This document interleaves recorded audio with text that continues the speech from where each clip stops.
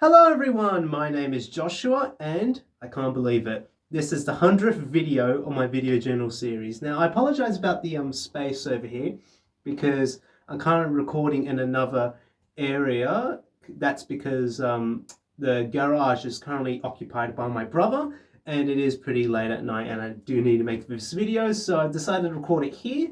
I do like the red bricks, it does add some character, but I apologize about the echo. But with that all out of the way, yeah, today's date is Tuesday, the 19th of May, 2026.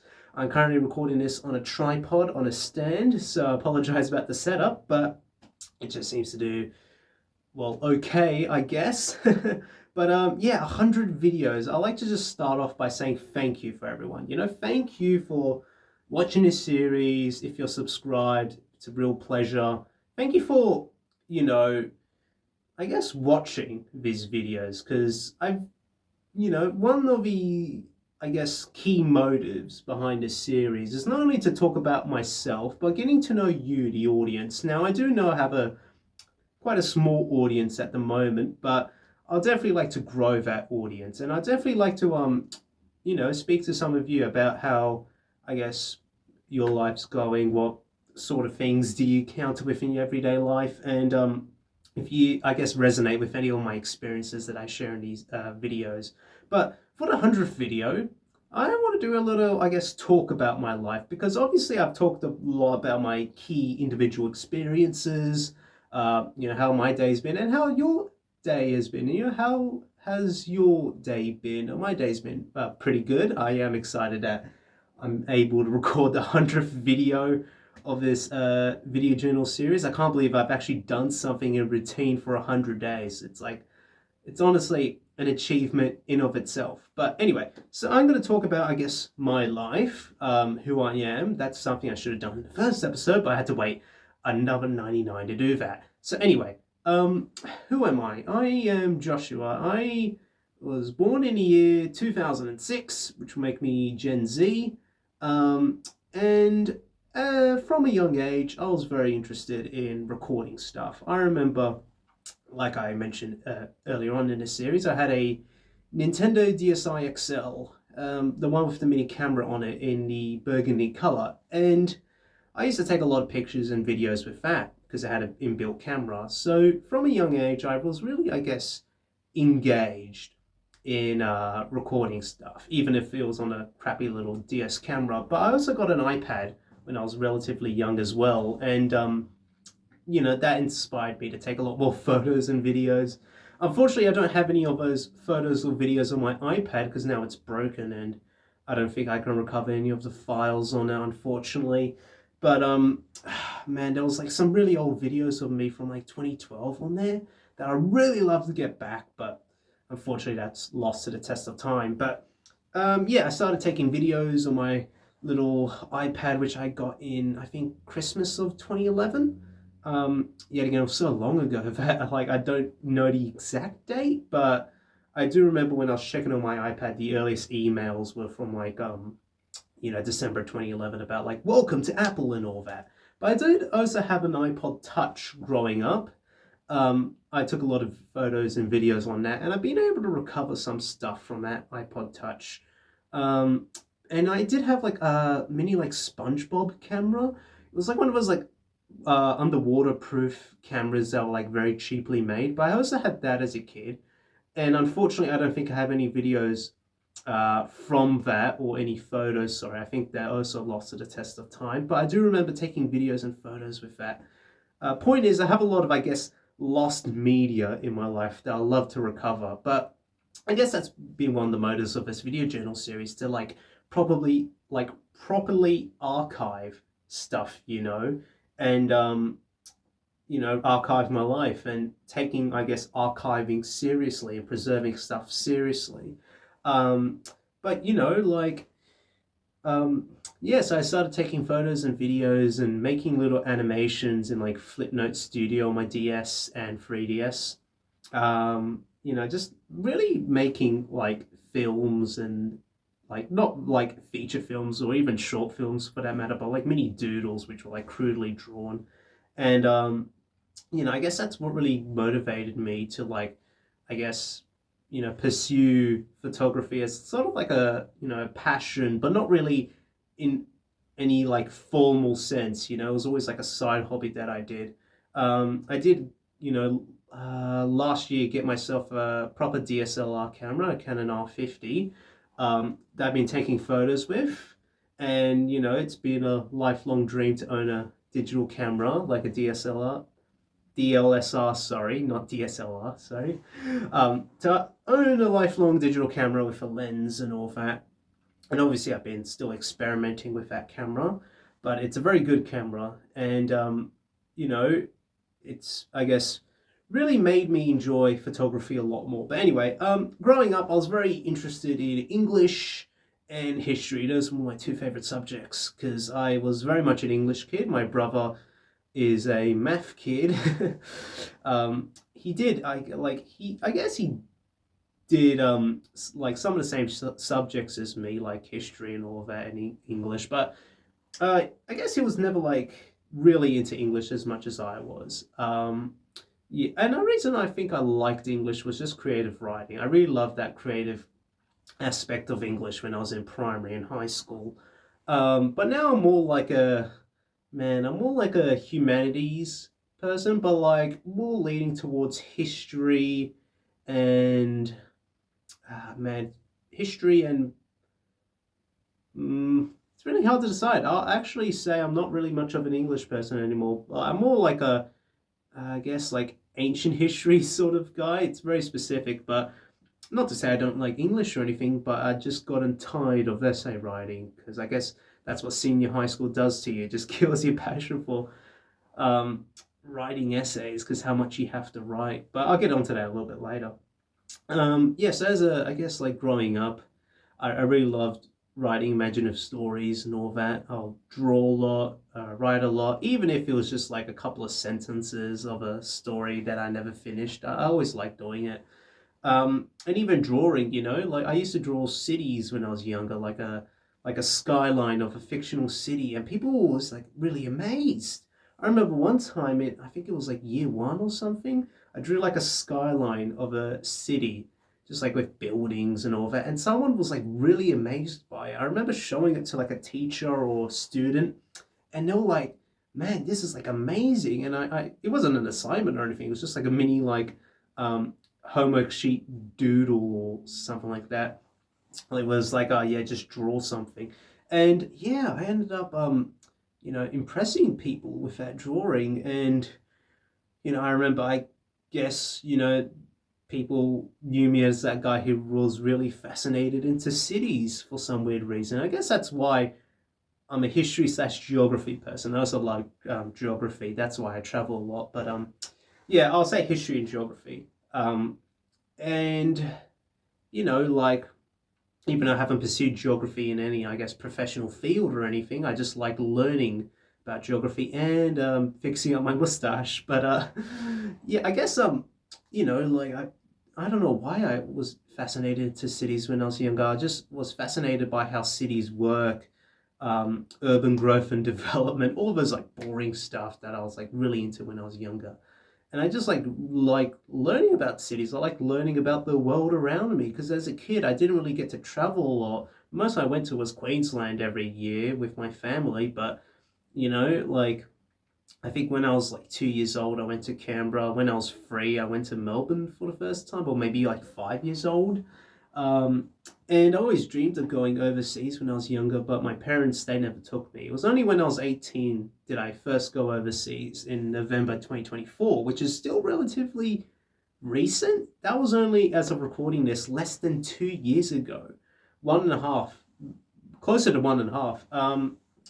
And yeah, that was to Japan. And before then, I never traveled overseas. And I always wondered why my parents never took me overseas. But I guess that's why I was very much intrigued about learning about the world around me because I didn't get to experience it growing up, but going onto YouTube and the internet and learning about all these different cultures, cities around the world, um, you know, it really, I guess, fueled my curiosity. And I guess it's like when you're you're not able to do something that you really, really love to do, that's when you really get invested into that sort of thing. Like, I, for instance, um, except I might not be able to travel to every single country in the world, but I do like learning a bit about every single country in the world, even if it's just a small portion.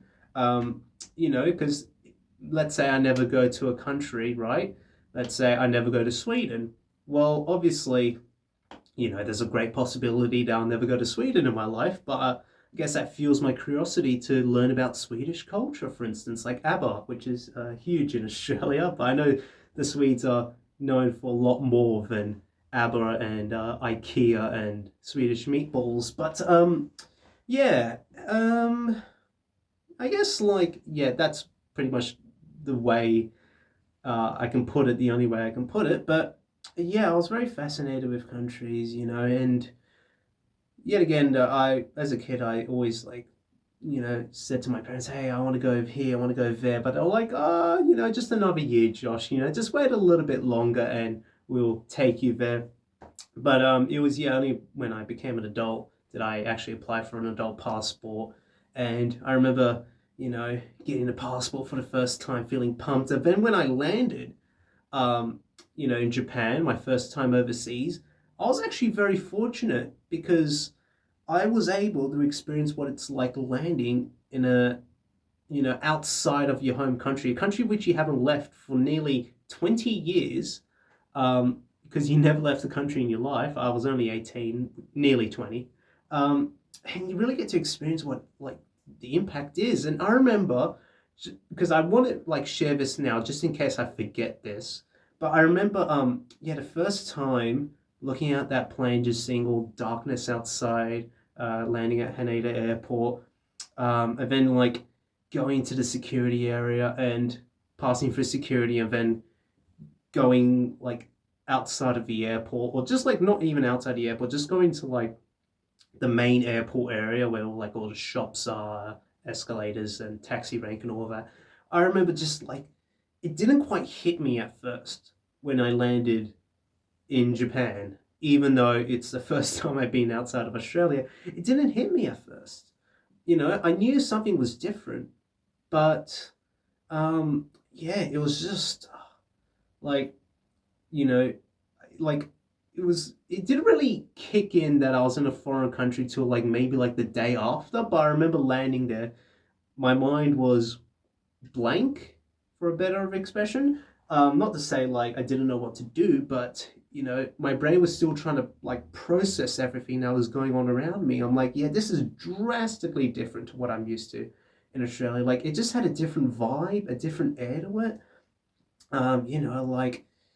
And I think that was really, I guess, apparent when I left the airport and started traveling to my hotel, stepping outside. Mind you, it was pitch black outside when I landed in Tokyo. But you know, like, and yeah, it just didn't hit me. Like, when you go to, let's say you lived in Sydney your whole entire life, then you go to Melbourne for the first time in your life, you feel like a lot of things are familiar, but everything's got a different vibe to it. You look at the trams in Melbourne and you're like, oh yeah, I've been on a tram in Sydney before, but it looks very different and it very much feels different, but it doesn't hit you at first, if you know what I mean. It just feels very weirdish. That's the sort of thing I can apply to when I land in a country I haven't been to.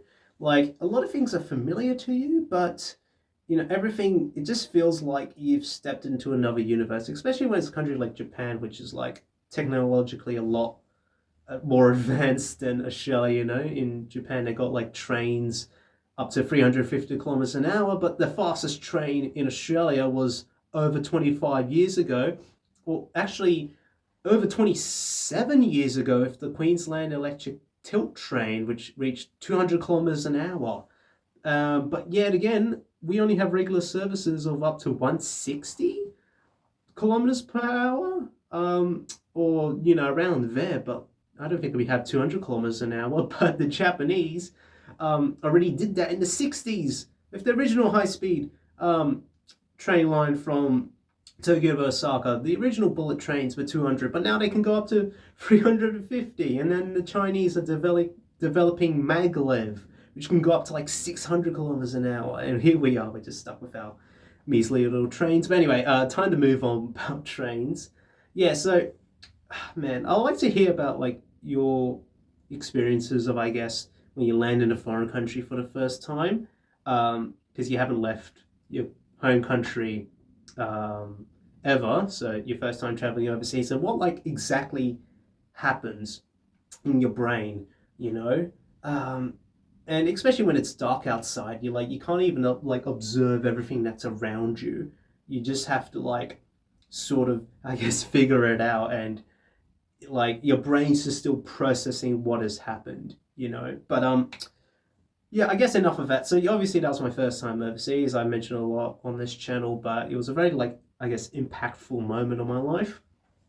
And yeah, I guess, I guess going back a few years before that, we're talking about maybe mid to late 2010s when I was still in primary school. Yeah, life when you're around 10 years old, when I was 10, it was 2016, and life for me was quite simple. But yet again, it wasn't like simple in the nice way. It was simple in like the boring way for me because, obviously I didn't really travel overseas. I didn't travel much, and I remember I was living, in a different area than this. I was living in a much smaller area with my family, and yeah, like obviously, when you got like a small bedroom, a small household, um, you know, I guess you eventually become bored with things. I initially shared a room with my brother up until the age of 10 years old. And, like obviously when you're with your brother and all that, like you just talk to each other, you hang out with each other as much as possible. But I guess like, as a kid, it's not like I could exactly like game all day as well because my parents are very strict with screen time. So they only allowed me like an hour on the iPad during like the weekdays, and maybe weekends I'll give me like a lot more time. But I had to ask permission in order to get my iPad and my DS and all that. And man, I don't know how I survived as a kid when you had like limits on technology and all that. But maybe it was a good thing. But at the same time, what was I supposed to do? Read a book? Actually, I did. I did read a lot of books when I was younger. I read a lot of like this comic called Big Nate. I saw one of my mates read it in like primary school. And I was like, hey, I'll be interested in reading this. And yeah, I read a lot of Big Nate books.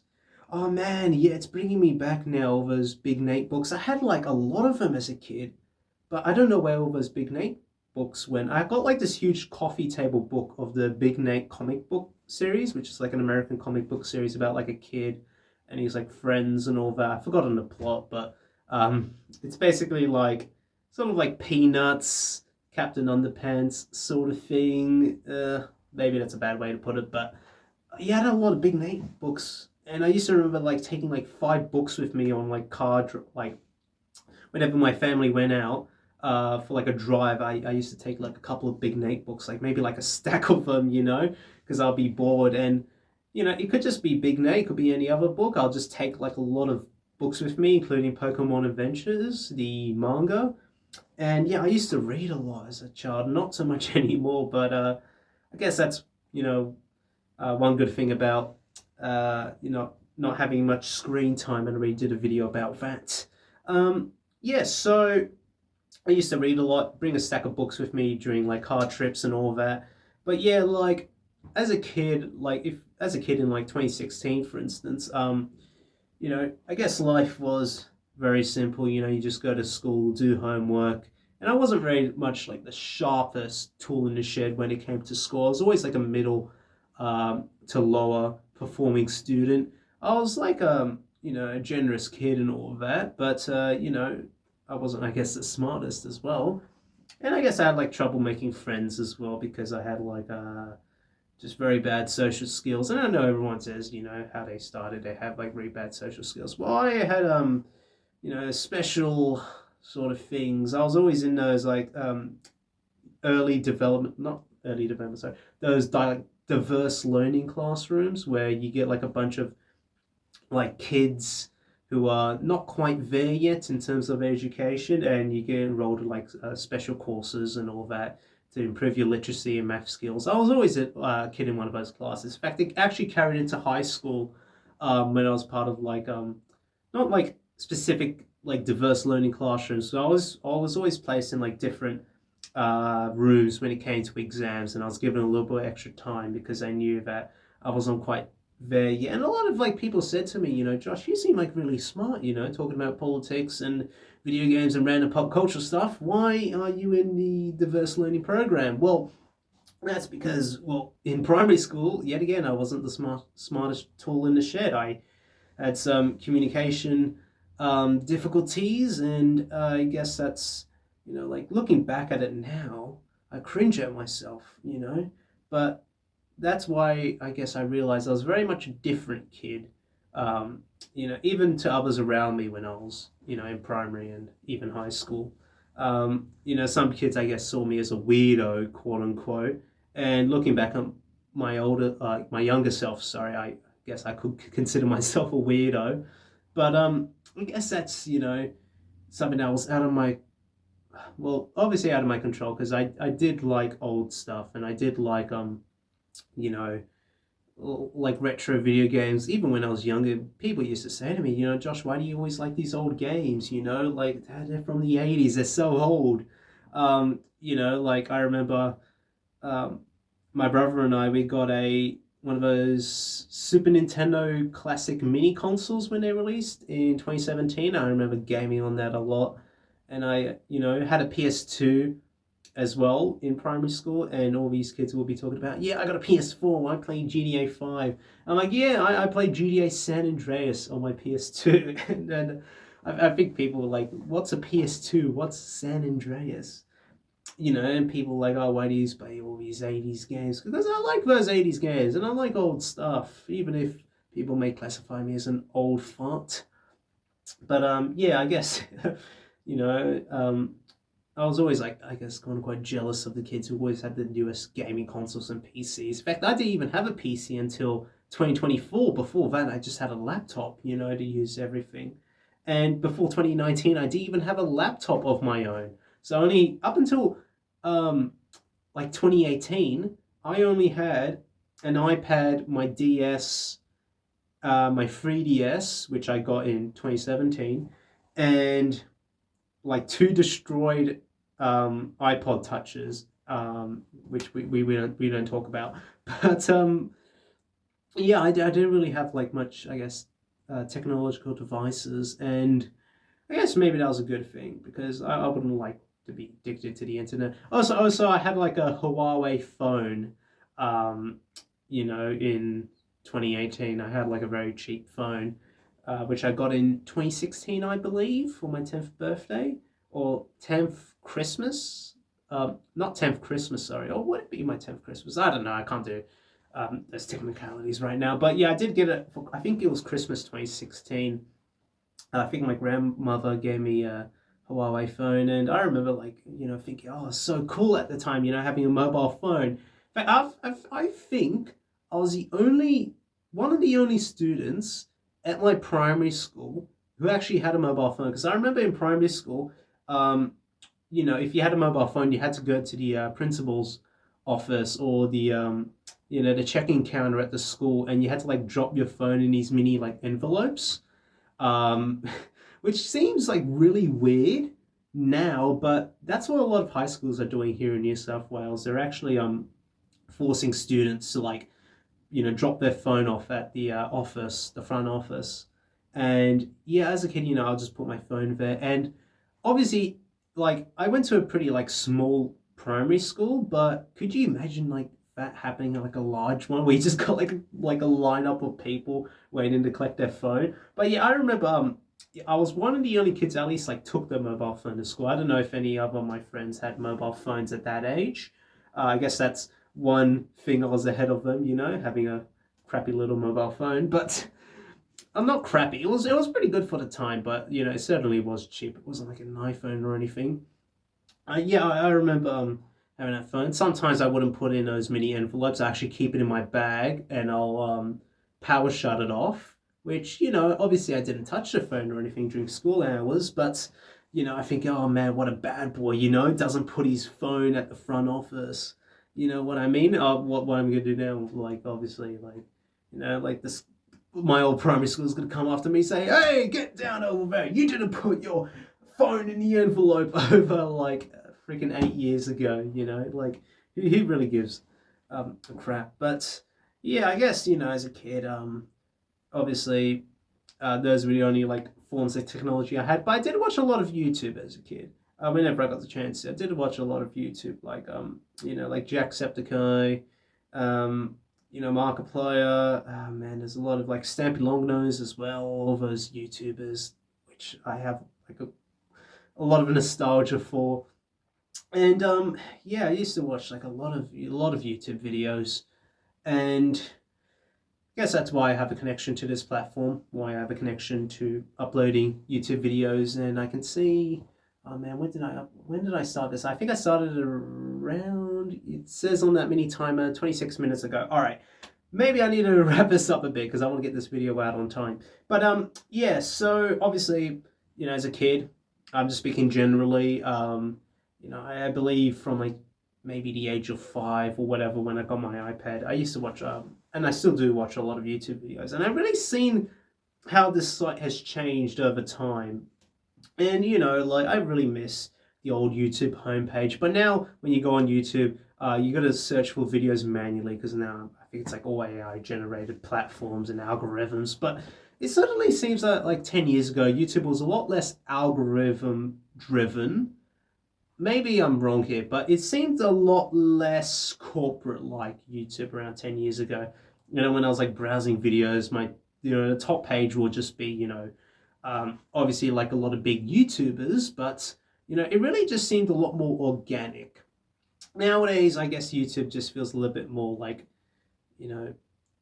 profit driven in a sense and more like algorithm based, which I guess, in some ways YouTube has improved, other ways it's gone back a bit. Certainly it's not like the apocalypse all over again, but yeah, I guess that's just how, things evolve over time. And, I guess like YouTube's been like one of those only things in my life where I can remember accessing it at a young age and really being able to see how it's like progressed. Even though I wasn't with YouTube in like 2005 because I was -1 years old, I guess in like some aspects I've seen how the site has changed over time and how I've changed over time. And that's what I hope this video journal series does, like really just document a solid portion of my life, 20 years. And I guess, like to really conclude, obviously I just gave it like a brief sort of statement on my life, how I grew up really like taking videos and photos and all that, and how even despite with limited technology, I still managed to find a lot of creativity, read a lot of books, Big Nate, Pokemon Adventures, a lot of books with like pictures in them, obviously, but my mum, she always used to buy me manga and all that because, got me to read and she liked me reading. Obviously nowadays I wish I read a lot more books, but I'm just confined to my phone watching the Three Stooges and old Abbott and Costello clips, which, I've become addicted to. But yeah, like obviously I love to read more, and I guess I do have a bit more free time now than I did have previously, so maybe I'll get to reading around more books. And obviously I acknowledge that, in a couple of years' time when I get like a full-time job and all that, I might not have a whole lot of free time left, but I do really hope in really bringing these videos to their full potential. And obviously I will, maybe like I'll make this like a milestone, every milestone that I hit, 100, 200 videos, maybe like 500 videos, maybe I'll make like a monumental thing, like maybe like a Draw My Life or something like that. I don't know if Draw My Life is still around, or maybe I'll like, I guess, talk a bit about my life. I want to make these like milestone videos a lot more monumental than just a regular upload or video. And yeah, like I said, as a kid, you know, obviously, I found that with limitation came creativity. And you know, I started uploading on YouTube, I think as far back as 2017, on like an old channel that I had, but now it's like deleted. Really regret deleting that. You know, my life's just filled with like lost media. But yeah, so yeah, like obviously, I I I guess like I've talked a bit about like technology, but I will say, yeah, like, you know, you can make a lot of great things using your phone. Like for me, for instance, I'm able to make this video journal series on my phone. But yeah, it just shows, I guess, um, today's little wise quote will be, with limitation comes creativity. Don't always think you need the fanciest bits of technology to really pique your interest. I started out with very limited pieces of technology, you know, like a mini nugget of a camera on my DS, and I that's what sparked my curiosity. And you know, not being able to do something or being out of reach of something just makes you want to achieve it even more, if you know what I mean. Like not be able to travel overseas until you're adult really gets you interested about countries and learning geography and learning about the world around you. And I remember like my friends, you know, they went overseas when they were young, certainly before me. But I guess they weren't into geography as much as I was, because I was really into it, and I really wanted to, you know, make it a goal of mine to travel the world and go to all the countries that I want to go to. And you know, I'll just say that, yeah, with limitation comes creativity. Doesn't matter if you've got a nugget of a camera, start uploading stuff if you're really passionate about it. If you really like taking photos, then use the phone you have right now, take a photo, maybe start like a video journal series like mine if you want to. Just do anything that you're passionate about, and don't let technology hold you back. Don't think you always need the fanciest stuff or the most expensive equipment to make the best product, all right? You should only, I guess, upgrade your equipment if you really want to pursue things further. You know, if you want to like upgrade, if you really want to like take another step. But always remember that if you want to take the first step, if you really want to take photos, but you think, oh man, I don't have a good camera or anything like that, get that thought out of your mind, because you can make a lot of great stuff, even if it was just a bunch of home videos you made, like, you know, like me. You know, which is nearly 14 years ago, my mini, whatever devices I had, iPad or DS. You can make a lot of great things, and you can make a lot of great change in this world. And I guess, yeah, thank you for watching. Man, 100 videos, big milestone. And here's to another, man, how much do we have left? I know it's like 7,000 something. So, yeah, here's to another, how many videos left we have of the series, but it will certainly be a fun ride. Anyway, thanks for watching, and I guess I'll see you all later. Bye. See you. Take care. See you tomorrow.